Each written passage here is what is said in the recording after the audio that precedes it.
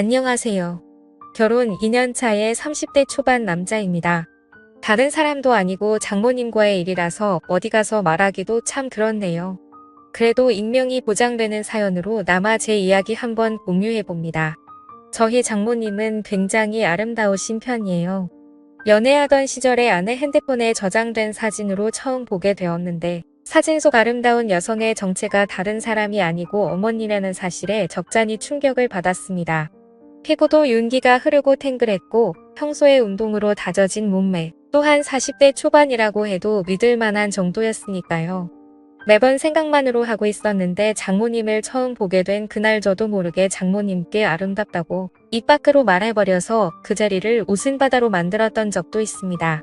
아내와 사이도 각별하고 저희가 결혼하고 나서 구한 신혼집도 처가집과 가까워서 주말이면 자주 처가에 가고는 했습니다. 저희 부모님 집에도 자주 가기는 했지만 아무리 그래도 거리가 가까운 처가에 자주 들릴 수밖에 없었어요. 장모님은 세련된 외모도 외모지만 특히 음식 솜씨가 너무 좋으셨습니다.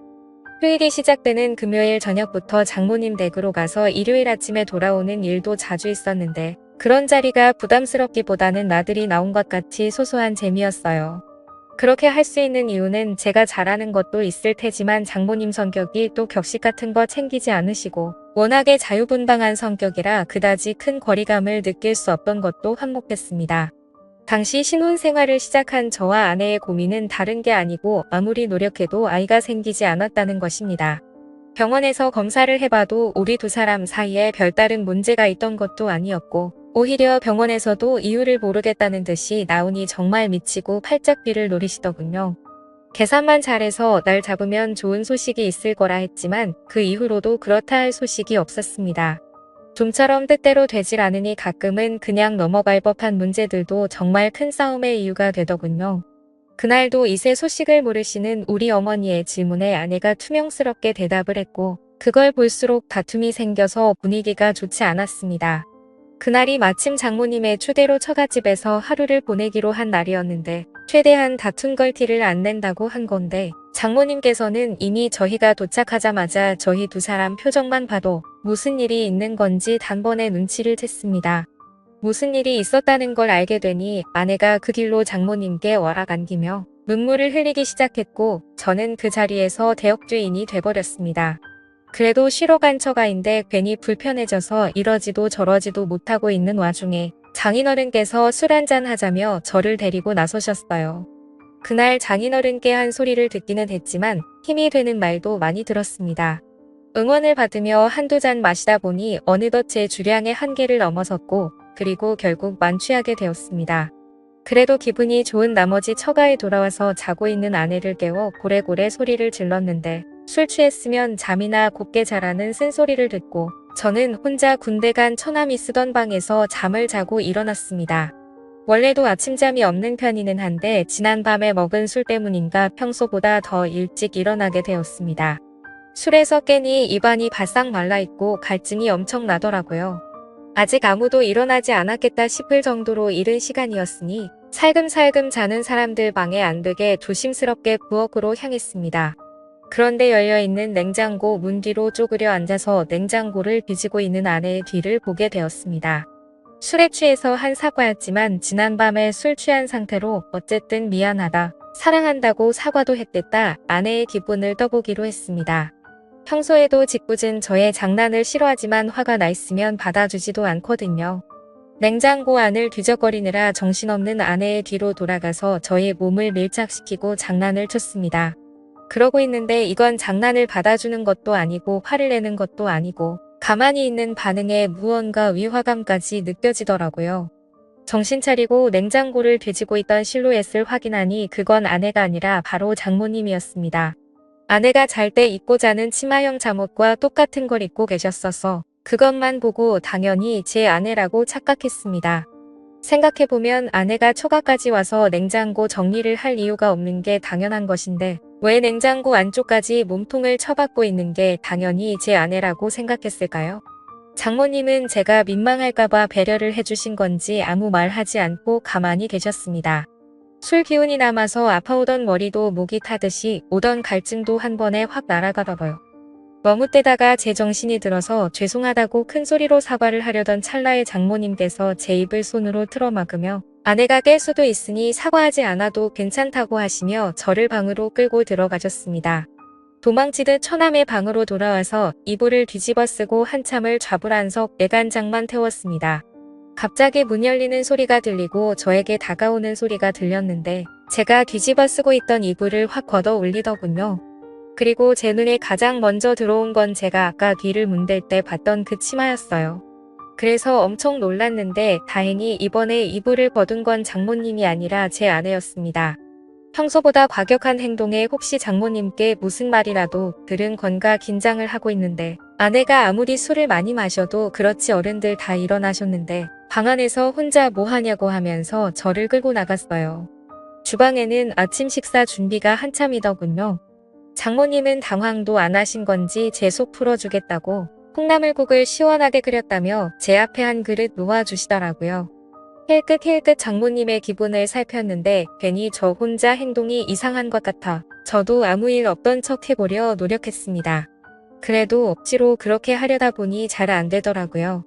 아침 식사를 마치고 가족들이 텔레비전 앞에 모여 간단하게 과일을 먹고 시간을 보내고 있는데 결혼 전부터 결혼 후에도 한두 번 오는 처가가 아닌데도 그렇게 불편할 수가 없더라고요. 처음 결혼 허락을 받으러 왔을 때도 이렇게 불편한 적이 없었던 것 같은데 말입니다. 아내가 다 먹은 과일 접시를 치우고 자리를 비웠을 때 장모님이 제 옆으로 다가와 앉아서는 저에게 알 수 없는 미소를 건네셨습니다. 아내가 돌아오고 나서도 계속 저에게 시선을 주시면서 미소를 지으시는데 그 미소의 의미를 자세히 알 수가 없어 불편하기만 했습니다. 아내가 저를 깨워서 데려 나오긴 했지만 아직 화가 다 풀린 듯한 느낌이 들지는 않았습니다. 말도 안 걸고 저한테 대하는 태도도 몹시 차가웠거든요. 아내는 화가 잔뜩 나 있지. 장모님은 자꾸 알게 모르게 저에게 이상한 신호를 보내고 있지. 그날만큼은 처가에서 보내는 시간이 즐겁기보단 지옥 같았습니다. 맛있는 식사고 편한 휴식이 구간에 어서 빨리 월요일이 돼서 회사로 출근하고 싶은 마음뿐이 없었어요. 그래도 전날 저녁에 마신 것과 술이라고 과일까지 먹고 나니 배가 불러서 잠이 솔솔 쏟아지더군요. 어차피 불편하게 있을 바에야 제가 잠들어 있으면 아무도 방해하지 않을 거라 생각이 들었고 이러나 저러나 눈치 보고 욕먹는 거는 똑같을 텐데 그러면 차라리 전날 저녁에 과음한 거 핑계 삼아 잠이나 자고 방해받지 않은 수면 끝에 집에 돌아가서 빨리 출근 준비를 하겠다 하는 게 이 지옥에서 벗어나는 길이라는 생각이 들었습니다. 그렇게 한참을 자고 있는데 이번에는 누가 저를 흔들어 깨우더라고요. 비몽사몽 잠결에 눈을 뜨니 코앞에 가까이 저를 쳐다보고 있길래 아내인 줄 알았는데 장모님이었습니다. 하마터면 팔을 뻗어서 끌어안을 뻔했는데 정말 화들짝 놀라고 말았어요. 비명을 지를 뻔했는데 이번에도 장모님이 그 가늘고 여린 손가락으로 제 입을 틀어 막으시더군요. 지금은 다들 낮잠을 자고 있다고 하시면서 저를 데리고 어디론가 데려가셨어요. 장모님이 저를 데리고 들어간 빈 방은 다른 곳이 아니고 바로 아내가 결혼 전에 쓰던 아내가 자라온 방이었습니다. 매번 방문할 때도 정리가 안 되어 있다는 등 핑계를 대며 저에게 보여준 적이 한 번도 없는 곳이었는데 장모님께서 이번에 저를 위해 열어주신 거예요. 방 안은 깔끔하게 먼지 한 털 없이 정리되어 있었고 그걸 보니 장모님의 손길이 구석구석에서 느껴졌어요. 그중에 눈에 들어온 건 아내의 화장대 위에 놓여있는 저와 아내가 연애하던 시절에 같이 찍은 사진이었습니다.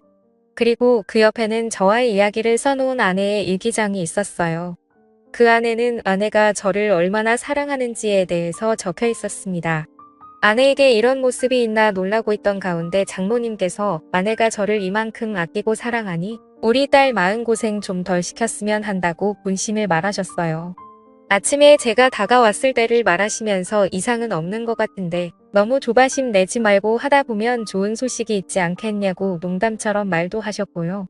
그 말을 들으니 다시 아침에 장모님과 있던 일이 떠올라 얼굴이 새빨개졌습니다. 그렇게 아내가 연애하면서 쓴 일기장을 보고 있는데 아내가 소리를 지르며 방 안으로 들어오더군요. 그걸 왜 보냐 그걸 왜 보여줬냐 하며 당황하는데 그 모습이 오랜만에 너무 귀엽게 느껴졌습니다. 장모님 보는 앞에서 아내에게 잘하겠다 약속을 드렸어요. 그리고 그날 저녁에 나온 이 식탁에는 스태미너에 좋다는 음식들로 한 상이 차려져 있더군요. 장어구이를 밥 반찬으로 먹을 거라고 상상도 해본 적이 없었는데 그날 처음으로 장어구이를 밥상에서 먹게 되었습니다. 장모님은 깨알같이 꼬리 부분을 제 밥 위에 집어 올려주시면서 남자가 힘쓰려면 꼬리를 꼭 먹어야 한다며 은근슬쩍 농담을 하시고 아내를 보고는 사위가 그래도 노력하는 것 같은데 너도 빼지만 말고 잘 좀 받아주라면서 농담을 하셨어요. 스태미너에 좋다는 버섯이나 마늘 같은 것도 계속해서 챙겨주시고 철이 지나서 제가 좋아하는 겨울 석화까지는 아니었지만 어디서 굴도 잔뜩 사오셔서 준비해 주셨더라고요. 아시죠 다들? 굴은 아연이 풍부해서 장어꼬리보다 훨씬 스태미너에 좋다는 거려. 제가 과연 그날 저녁 식사를 한 건지 보양식을 먹은 건지 모를 정도로 기력 보충을 했습니다. 집에 가는 길에도 저녁에 먹고 남은 음식들을 양손 가득 싸주셨고요. 사위 걱정하는 장모님 사랑도 느꼈고 아내가 저를 어떻게 생각했고 얼마나 믿고 있는지도 알게 되었고요. 사실 이 사연을 쓰게 된 가장 큰 이유 중에 하나는 이 날을 기점으로 언제인지 정확히는 모르겠지만 오랫동안 기다려온 우리 아이의 소식이 찾아왔기 때문입니다. 저를 응원해준 처가 식구들과 저를 사랑해준 아내 덕분이라고 생각해요. 이제 행복하고 화목한 가정을 꾸리고 좋은 아빠가 되는 일만 남은 것 같습니다. 지금까지 제 사연을 들어주셔서 감사드립니다. 구독과 좋아요 부탁드려요. 감사합니다.